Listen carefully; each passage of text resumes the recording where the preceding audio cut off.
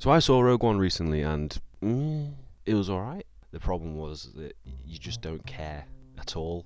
You just don't care because you meet these characters at the start of the film, and by the end of the film, they're exactly the same. The film only dedicates any serious time into characterizing one character, the main character, the one played by not Daisy Ridley, Felicia Day.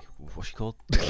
Felicity Jones. You can argue Rogue One tries to be original by killing every original character it introduces, but I saw that more as just a plot convenience to explain why none of them appear in later on in the timeline. You know what I mean? Like, why wouldn't any of these characters appear in New Hope? Oh well, I guess they all just for the cause. The final battle was already lost, right? When Tarkin showed up, Grand Iron Tarkus, Grand Maw, he just warps in and exterminates everyone, despite the facility and base belonging to the Empire. The plans had already been received by the rebellion. Maybe he didn't know, but he seems like the kind of guy who likes to know things. I don't know.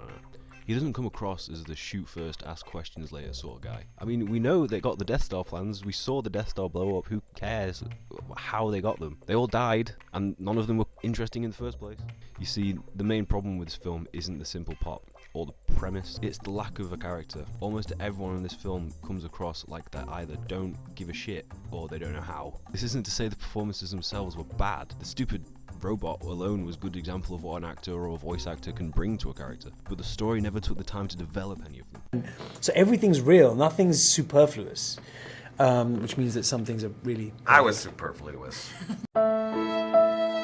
I just want to discuss Han Solo for a minute. The reason Han Solo works is because his character has an arc. In A New Hope, he is in it for the money. But having experienced the adventure firsthand with Luke, Han has a change of heart, returning to save the day. The audience is pleased to see this likable anti-hero become a true hero right before them, and we understand Han, we look up to him. My point is, no one wants to be Cassian Andor.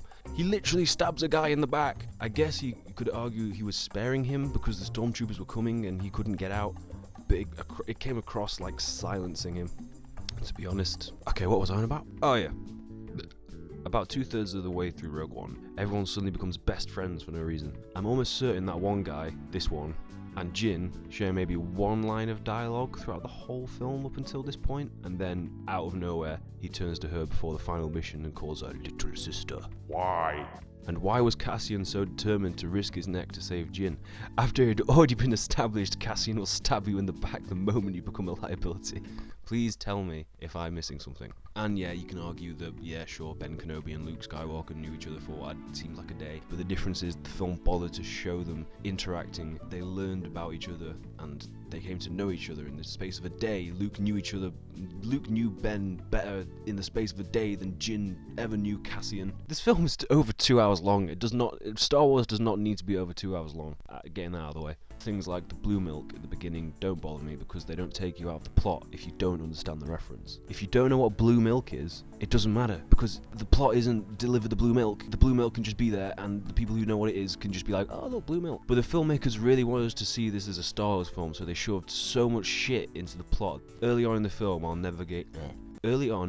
while our protagonists navigate yet another wretched hive of scum and villainy in the desert, they bump into Lumpy Face and Angry Ballmouth from A New Hope. You know, you remember them, don't you? All of a sudden, the drama of the situation is lost so we can watch these two freaks yell at Jin for no reason, as long as they're in the trailer so people can go, ooh, Star Wars trademark! There's nostalgia attached to this franchise at this point. There's just nothing you can do about it. But what the creators don't seem to understand is that they're rapidly expanding the novelty of new Star Wars. New Star Wars isn't going to last forever. Eventually, it's just going to be Star Wars again. Was CGI Grand Mr. Tickle, was he necessary? Or was he just there so that the fans who remember the old ones are just like, oh look, it's him, that one guy who was in 5 scenes from the original film, I recognise him, isn't that great, aren't I fucking cool, let me stroke my beard and spill nacho cheese on the kid in front of me and fucking laugh at the references, as if laugh knowingly, as if like as if you're wise for understanding. Fuck off. Anyway, the space battles are getting pretty samey already, aren't they? Like, they really had to push it at the end of Rogue One to make space feel new again. And I'm not sure if you push something in space, it automatically falls down.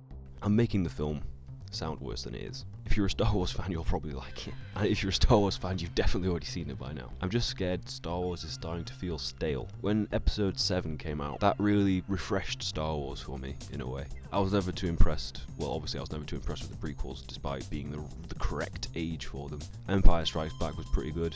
Return of the Jedi, it's alright. But Episode 7, with the new characters and the new direction, it interested me, I've got to say. It felt kind of like a J.J. Abrams standard reboot, the same thing he did with Star Trek. But it was fun. But the problem with Rogue One is that the thing that I liked about Episode 7 is the original stuff. I liked the character of Rey, I liked Finn, BB-8 was great, and I liked how they used BB-8 as sort of like this generation's version of R2-D2. That was great. And when R2-D2 showed up, you're like, oh, it's that guy. And C-3PO, who cares about? The problem with Rogue One is the original elements of the film take a back seat to the references. The direction that Star Wars is taking now, it feels like it's walking backwards. It's walking blindly into new territory while focusing entirely on what came before it. When really, you should just...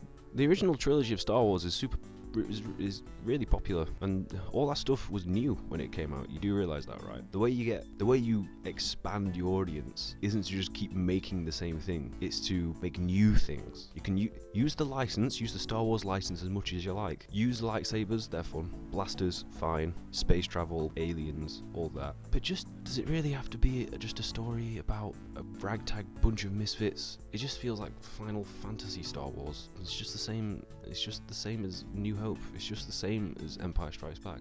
How about in Episode 8 we refrain from copying Empire like 7 did with A New Hope? Why does Darth Vader need to be suspended in goo like one of those alien babies? This is a civilization that has mastered faster than light travel centuries, if not millennia, in the past, and you're telling me best they can do for Darth Vader, one of the top brass of the ruling empire, the best they can do is turn him into an alien baby. No wonder he's so pissed off all the time. He's probably got like alien goo like stuck under his suit and shit. They're not gonna towel him off, are they? Because like he's covered in flaky skin. You'd ruin towels rubbing the goo off him. The Empire ain't gonna waste no money on towels. What am I talking about? Bye.